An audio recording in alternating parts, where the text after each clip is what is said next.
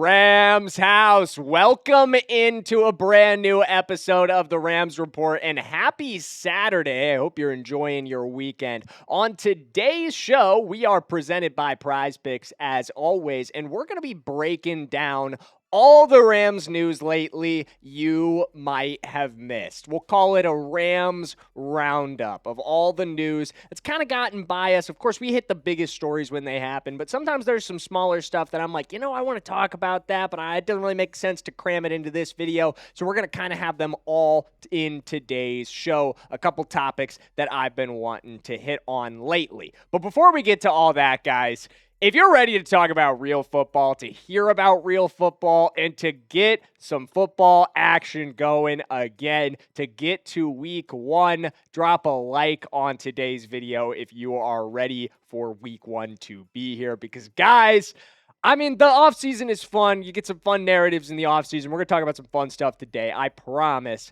But, man, am I ready to be talking about the real deal, especially with this Rams team, the way it is positioned this season, all the expectations, all the offseason moves.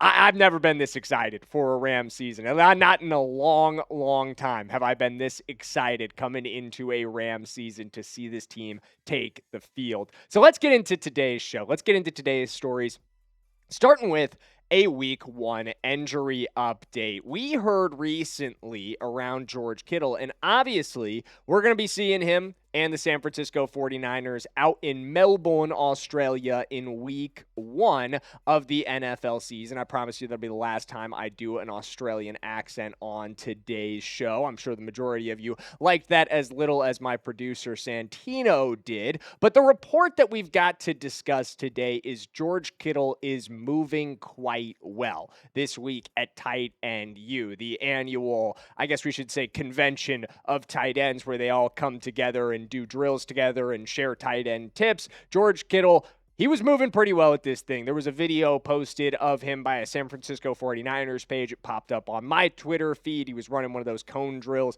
It looked like a guy out at the combine. I'm not going to lie. He looked like he's getting back to full speed. And then he told David Lombardi, one of the reporters out there, that he is, quote, definitely on track. I have a chance to play in week one. And I think there's probably some Rams fans out there going, oh no, George Kittle's going to be back. That's bad news. But I'll tell you guys, maybe I'm weird for this, but my reaction when I see this, good. Bring it on. I want George Kittle to be out there. I want George Kittle to play in week one. I say that for two reasons. One of them is as simple as George Kittle does seem like an all-around really good human being. Outside of playing for the San Francisco 49ers, there's nothing that I really dislike about that guy. But number two, I want to beat this Niners team at full strength. I want to beat this Niners team at their best. I want to see this Niners team go down to the Rams and for us to be able to prove that we can beat them when their starters are fully healthy, to shut up their super annoying fan base. That's really what it's all about for me in this one. Just have a way to beat this team at full strength. Brock Purdy out there, George Kittle out there, CMC out there, Lenore out there, all of their players, I want them out there so they can all lose together and their fan base can finally have no excuses around, oh, you beat us with Mac Jones in, so it doesn't really count. No, we're going to beat you at full strength this year. Coming up next on today's show, we got three more topics for you guys, but the next one, I'm not going to lie, I kind of hate to do this, but I have to take a little bit of an I told you so victory lap on you guys because Kobie Turner just got a new contract prediction from an NFL expert, and it's pretty much exactly what I was telling you guys it might be earlier this week. So that's coming up next, but before we get to that, I've got to give a shout out to America's #1 sports picks app and our presenting sponsor here at Chat Sports, the good people over at Prize Picks. Guys, if you're a regular viewer of the Rams Report, you know I love playing on Prize Picks because it just makes watching sports even more exciting than it already is. Whether I'm placing lineups on the World Cup, on baseball, or on professional football. PrizePicks has all the options I could ever want, and they make it easier than ever to play daily fantasy. All you have to do is pick from 2 to 6 players. You're selecting more or less on their stat projections, whether I'm choosing from goals, shots on target, goalie saves, if I'm picking from the World Cup action, or if I'm going with a professional football, season-long lineup like this one that I've got going. I can pick from the less on regular season game starts. I took the less on Jeremiah Love's rushing yards, and I took the more on Jordan Tyson's receiving yards. That one is a 20 to take home 120. You guys can easily tailor fade that on the PrizePicks app by just looking up my username, Jackson Durham, and you can see it in my recently placed lineups and tailor fade it with just one click. But before you do that, when you sign up for the PrizePicks app, make sure you use our promo code. Download PrizePicks today and use code HMA when you play your first $5 lineup to receive $50 in lineups. That's code HMA when you play your first $5 lineup to get an extra $50 in lineups with PrizePicks. The clickable link to download the app is in the comments and the description as always. Thank you to PrizePicks for sponsoring today's show, and we appreciate them. Let's keep rolling though. Kobie Turner, if you missed it earlier this week, I put out a video that a lot of you guys did not respond in the way that I expected, to be completely honest with you. There was a bit of a negative reception to it, and I get it. Kobie Turner, I said it was bad news that Kobie Turner's deal would likely be inflated by the price of Jeffrey Simmons getting a new contract extension. And a lot of you guys responded to that saying, there's no way that's going to happen. There's no way Kobie Turner's going to make that much money because Kobie Turner isn't as good as Jeff Simmons, because Kobie Turner is willing to take a pay cut, or for any other number of reasons why you did not think that that's going to be the case. But again, my ballpark in that video was 30 to 32 million for a Kobie Turner extension. I didn't ever say that Kobie Turner was going to get the $35 million contract that Jeffrey Simmons got. That was never the point, by the way, just in case you didn't make it to the end of that video. But Moton of Bleacher Report agreed with my take, actually. Here's what he had to say. Turner has produced enough to command north of $30 million annually, which would be a steep cost for the Rams.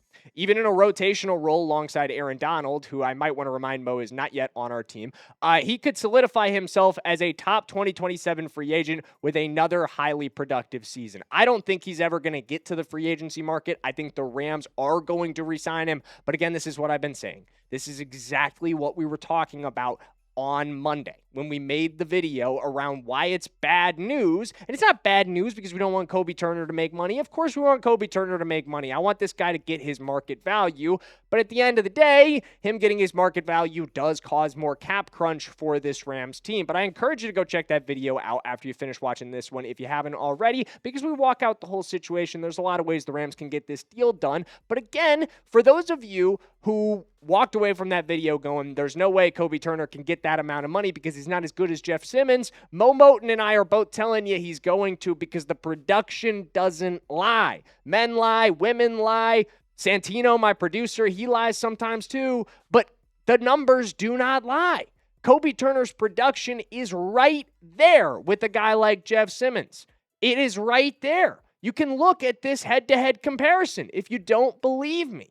He is 1-to-1 in almost every single one of these statistics. The only thing you could say Jeff Simmons is definitively better at is run defense. And absolutely that's important. I would 100% say Jeff Simmons is a more complete football player than Kobie Turner is, but the production as far as Kobie's ability to get after the passer asserts himself as one of, if not the best pass rusher from the interior in the NFL in our game today, and that deserves to be rewarded with an enormous contract. Guys, I firmly believe that is the case. I firmly believe it will be the case when Kobie Turner comes around. And I'm telling you again, that contract's coming from Los Angeles. They're not going to let this guy walk because he is a very valuable piece of this team, and they understand that.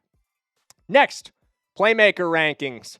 It's irked me a little bit, I'm not going to lie. ESPN's Bill Barnwell put out his playmaker rankings a little bit earlier this week. I wanted to get to it, but again, it's one of those things that just kind of slipped by me as we were talking about some other news. But the Rams ranked second in this thing. And you know, that is a very good ranking. Let me say, this is an elite ranking, undeniably. But we're behind the Detroit Lions? And something else that Bill Barnwell said in this just didn't sit right with me. I want you guys to hear it. The rivalry between the Rams and the Seahawks might have been matched only by the battle between their two-star wide receivers. And just as the Seahawks narrowly claimed the NFC West crown and eventually the conference title, painful reminder there, Nacua finished just behind Seattle's Smith and Jigba in the race as football's best wideout. Says who? Other than the Offensive Player of the Year voting committee, which I don't think that that's a very good way to figure out who the best receiver in the NFL is, especially when Nacua's stats were right there. He does go on to say, Nacua makes the Rams offense work with his ability to block and all the play action concepts that open up as a result. But he hit new heights as a receiver in 2025, particularly working downfield. He also added 105 rushing yards and a touchdown on the ground for good measure. Nacua is the most complete receiver in the game. Okay, let's fully understand this then. He's the most complete receiver in the game, but he's not the best? Huh? What is that? That doesn't make any sense. How can you be the most complete receiver in the game and not the best? Hey, riddle me that one. That doesn't make any sense to me. If it makes sense to you guys in the comments, explain it below. But most complete receiver, check, in my opinion. Best receiver, double check, in my opinion. Nacua asserted himself last season. I think it was arguable before last season. I've always thought, entering last year, I thought he was a top 5 receiver in the NFL. But last season, he asserted himself as almost undeniably the league's best receiving option. He is so talented. He does things that nobody else can. And I just feel like a lot of the guys that put this stuff together, they just don't even watch him. There's no way you can be watching him if you don't think he is the best receiver in the NFL. That is truly how I feel. I know I'm biased, but I really do feel that way. Next, speaking of rankings, CBS put out their top 100 players. The NFL is slow rolling their top 100 players as they always do. We'll see where the Rams rank when that one is said and done. But CBS pushed out their entire list at once, and so we have all 5 of the Rams who made the top 100, which let me just start by saying 5 in the top 100, that's pretty darn good. That is pretty freaking good. Just going to start with that. That's huge for this Rams team. That feels pretty good. And we also have number 1, numero uno, the best player in the NFL, according to CBS, is none other than the newly acquired Ram, the newest Ram other than Tom and Fox, Myles Garrett. He is named the number 1 player in the NFL, and I think deservedly so, coming off of a season where he set the single-season sack record for the Cleveland Browns, and I think he's going to do it again for the Rams this year. We talked about that in yesterday's video if you guys haven't checked that one out yet. But number 2 is also a Ram. The reigning MVP, Matthew Stafford, comes in as the second best player in the NFL. Best quarterback in the NFL, according to CBS as well. I think deservedly so. Even coming off that MVP season, you see a lot of people rank him lower than quarterbacks like Josh Allen and Patrick Mahomes. But I think right now he is playing better than those guys. He played better than those 2 guys last season. He played better than Lamar last season. He played better than Justin Herbert last season. He played better than any quarterback you can throw out there last season. Puka, this one was a little weird, comes in 9th. And not just 9th, but he is the 3rd ranked receiver on this list. And that, I'm not going to lie, guys, that's a little ghastly. He is ahead of Jackson Smith and Jigba, but Jamar Chase and, shockingly, coming off of last season, especially Justin Jefferson, both rank ahead of Puka. And both of those guys have great bodies of work. Jamar Chase was also excellent last season, but Justin Jefferson was just not a top 10 player in the NFL last year. I don't think you can say that. He's very talented. I'm not trying to say he isn't, but he was also massively hampered by his quarterback play last year. He did not produce anywhere near the level of being in the top 10. I think that's pretty crazy, if you ask me. Number 52, coming right back, Trent McDuffie, another newly acquired Ram. I felt like he was a little low, to be completely honest with you. I think it's arguable. They had him as the 7th best corner in the NFL. I would say he's definitely a top 5 corner in the NFL, but it's They were all pretty close. It was closely bunched the last couple corners that they had, so not the biggest complaint from me. And then I did like this, a little bit of respect for Byron Young. He comes in 82nd. I feel like he could have been even higher, but you usually don't see him on lists like this. He's usually not being recognized at the national level. Felt like they totally missed Kobie Turner, though. Like, where's Kobie at? Dominant interior pass rusher, plays one of the most important positions along the defensive line. It does it as high of a level as anybody in the NFL. Why is he not a top 100 player? I don't know. Can anybody explain that to me? Kevin Dotson, not a top 100 player either. Two big misses. Devontae Adams, also not a top 100 player. Best red zone threat in the NFL. Feel like we could have had a couple more selections on this list, but you really can't complain too much about getting 5 guys in the top 100.